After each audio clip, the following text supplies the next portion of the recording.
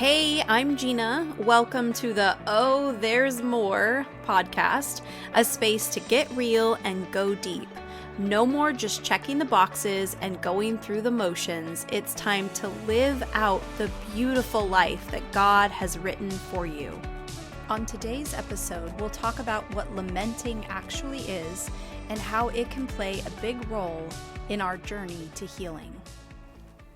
We've talked about grief, but something else that we struggle with doing is lamenting.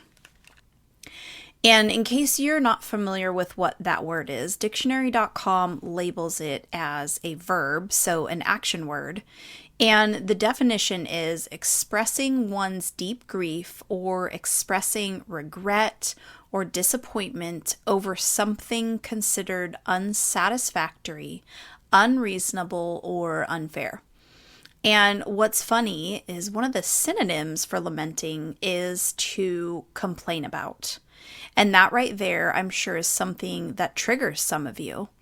And I say that with all the love in my heart because it was actually something that I've wrestled with in the recent past. I don't think I'd be far off if I said I used to live a life of complaining. I could find something wrong everywhere I went and in literally every situation. When I gave my life to God, it was something that I realized was an issue, and there's been a lot of healing in that area, not to hide my complaining, but for my view of things to be transformed. And gosh, there's even a Bible verse, Philippians 2:14, that says, do everything without grumbling and complaining. So if I am a quote-unquote good Christian, then that means I'm not going to complain. I'm always going to find a reason to be grateful. God is faithful. God is good. It could be so much worse. We can spend a ton of time filling in the blanks with things that we've either heard or thought, right? And it was actually my counselor that pointed out the fact that when we would talk about hard things, I would always wrap up the sentence with this pretty bow and say one of those phrases. I'd mention how it could be worse, or how I'm blessed even in the hard circumstances, or that I'm thankful even for those hard things. I wanted to wrap up every complaint or every difficulty with something good. She even took me to that Bible verse, in fact, because I had said, well, the Bible tells us that we're not supposed to do things grumbling and complaining.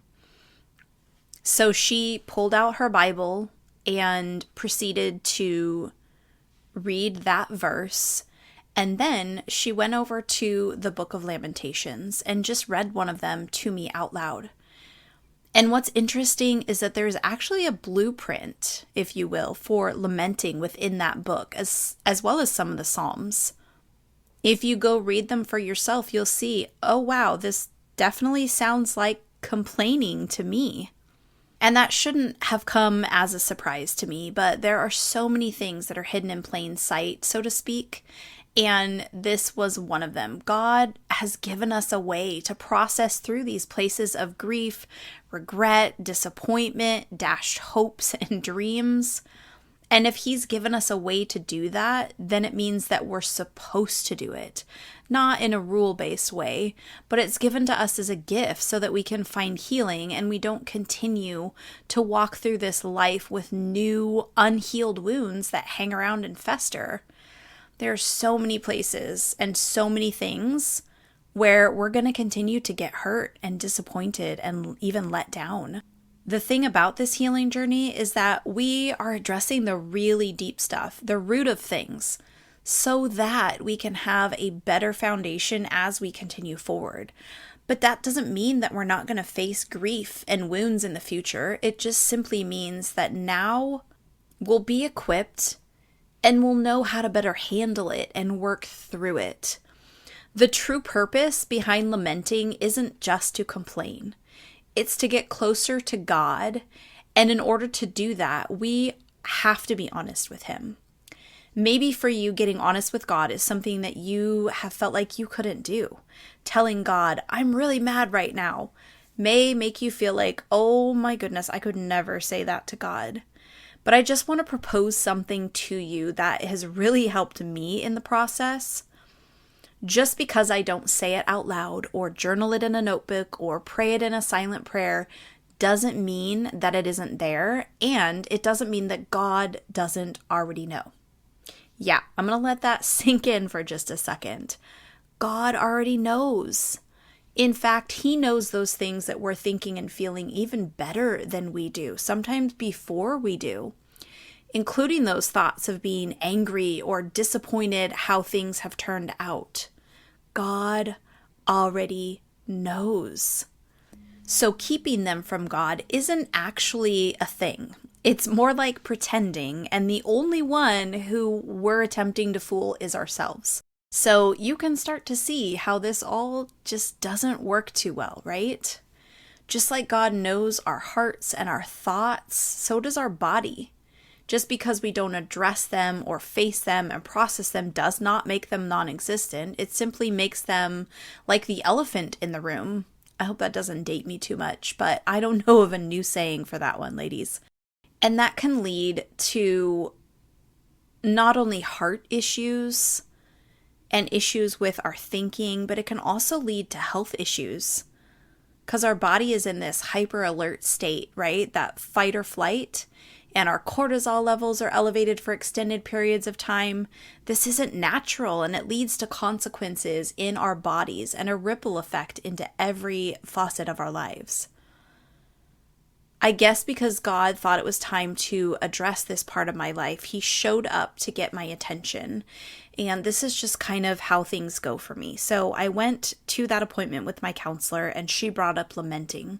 She wanted to make sure I was truly acknowledging the difficulty of situations in the right way. The very next day, in a group that I'm in for my business, someone mentioned how God was teaching her how to lament, and she'd found a great book.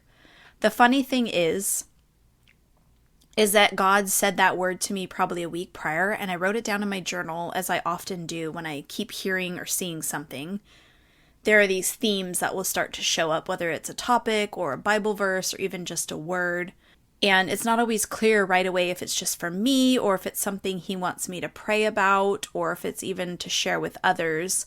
So I didn't connect the dots until this moment when someone else literally said lament.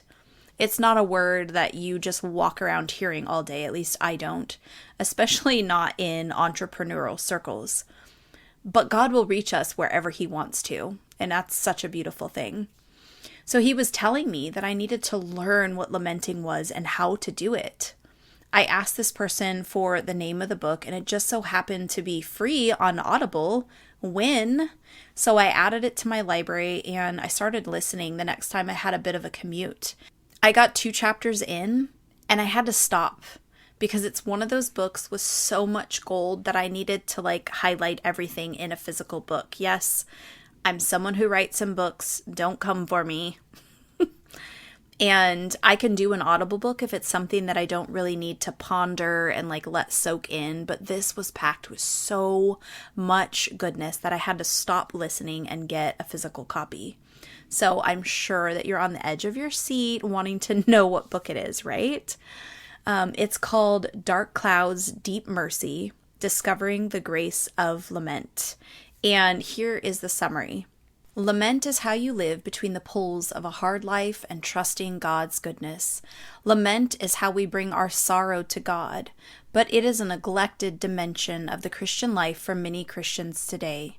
We need to recover the practice of honest spiritual struggle that gives us permission to vocalize our pain and wrestle with our sorrow.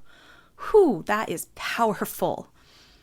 Lament avoids trite answers and quick solutions, progressively moving us toward deeper worship and trust.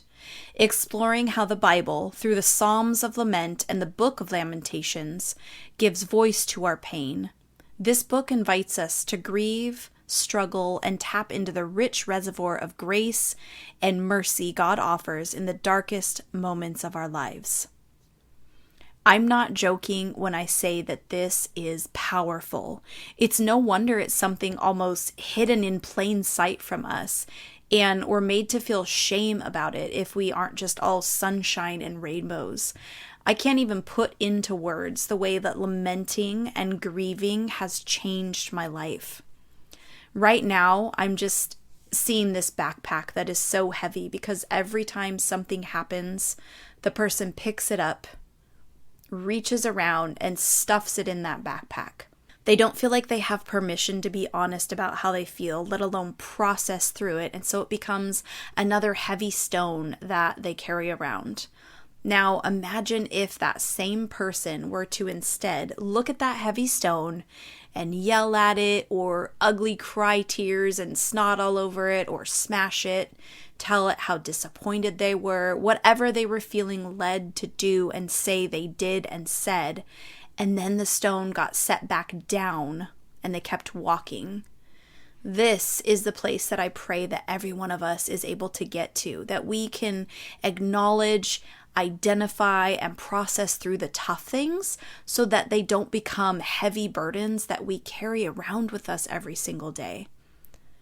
As we go through this process, it leads to a deeper trust and relationship with God.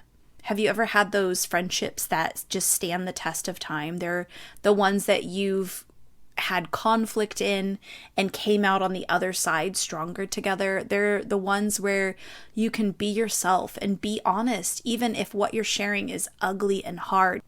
You can spew what you're thinking, and when it's off, that person will help point you back to true north.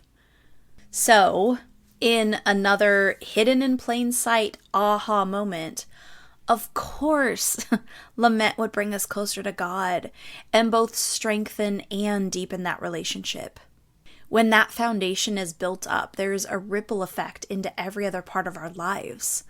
So will you try lamenting? Whether that means you write out your own lamentation about something you're struggling with, or you get Dark Clouds, Deep Mercy. There's a link on my resources page that will take you directly to it, so you can discover the blueprint that God laid out for us in His Word. Try it and just see what happens. If you enjoyed this episode and you'd like to help support the podcast, please subscribe, leave a rating or review, and share it with your people. You can go to my website, ginapeak.com, to find extra resources and info. Until next time,